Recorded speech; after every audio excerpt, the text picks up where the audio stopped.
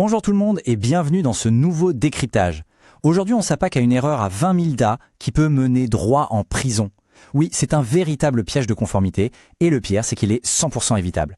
Énormément d'employeurs tombent dedans lors de la création de leur règlement intérieur, le fameux RIE.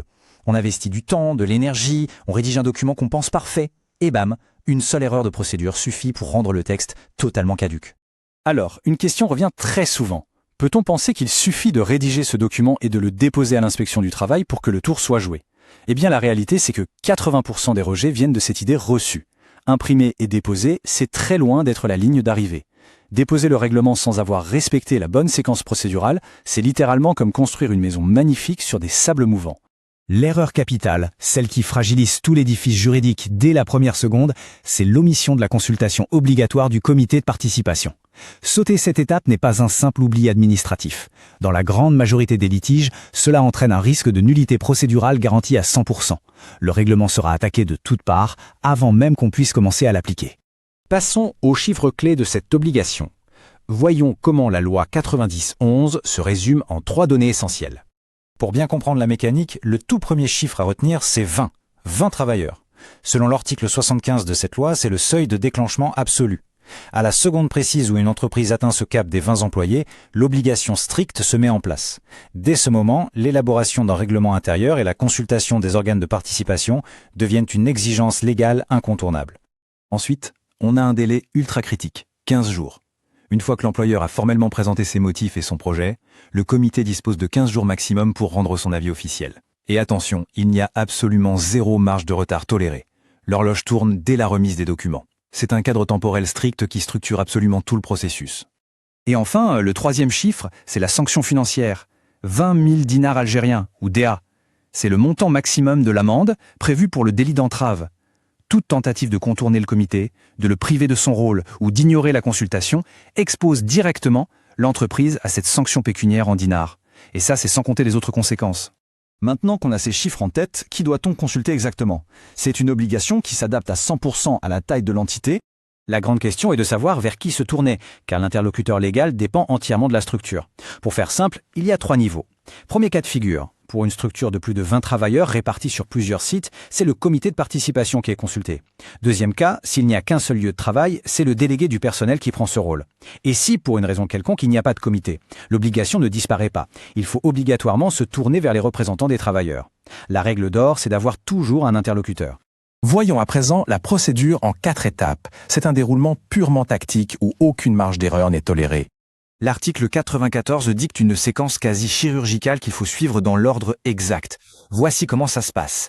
L'étape 1, c'est l'exposé des motifs. L'employeur doit justifier ses choix par écrit et c'est exactement ça qui lance le chronomètre pour l'étape 2, le délai d'examen de 15 jours pour le comité. Ensuite, 2 scénarios sont possibles. L'étape 3, c'est un avis favorable et la procédure avance. Sinon, c'est l'étape 4. En cas de désaccord, l'inspection du travail entre en scène. Et le point crucial ici, c'est ce mot « obligatoirement ». En cas de désaccord sur le règlement, la saisine de l'inspecteur du travail n'est pas une petite option facultative, c'est un impératif légal. Un employeur ne peut pas juste ignorer un avis défavorable et forcer la mise en œuvre. S'il tente le coup, la procédure est instantanément viciée, avec une probabilité de blocage de 100% sur la légitimité du document. Quelles sont donc les sanctions si on tente de court-circuiter le processus? On identifie 3 niveaux de risque majeurs. Les enjeux sont littéralement gravés dans le marbre de l'article 151 de la loi 90-11. Le texte est sans équivoque. Toute entrave aux attributions du comité est punie d'une amende allant de 5 000 à 20 000 DA. Mais écoutez bien la suite. La loi prévoit également une peine d'emprisonnement ferme allant de 1 à 3 mois. C'est un risque pénal choquant, mais bel et bien réel. Pour bien synthétiser le retour de bâton, il y a 3 risques spécifiques. D'abord, le risque procédural, où la légitimité même du document devient attaquable. Ensuite, le risque pénal, avec ses fameuses amendes en dinars et la prison. Et enfin, le risque contentieux. C'est souvent le plus insidieux pour la direction. Imaginez prononcer un licenciement disciplinaire fondé sur un règlement qui est vicié. Ce licenciement a de très fortes chances d'être annulé par le juge uniquement à cause de la forme invalide du règlement. Abordons maintenant un cas particulier très fréquent, l'absence de comité. C'est une réalité de terrain pour 60% des PME. Que faire si aucun comité n'est en place? D'un côté, on a le chemin principal, l'obligation légale de l'article 91 qui exige d'organiser des élections pour avoir des délégués. C'est la base. Mais si ça n'a pas été fait, l'article 75 offre une solution de secours juridique. On doit consulter directement les représentants des travailleurs. L'objectif absolu de cette démarche, c'est de garantir une transparence à 100% et de prouver la bonne foi de la direction. On ne peut en aucun cas utiliser l'absence d'élection comme excuse pour ne consulter personne. Une fois ce parcours du combattant achevé en interne, un tout nouveau chiffre clé entre en jeu. 8 jours. C'est le délai précis qui est accordé à l'inspection du travail pour délivrer son approbation de conformité.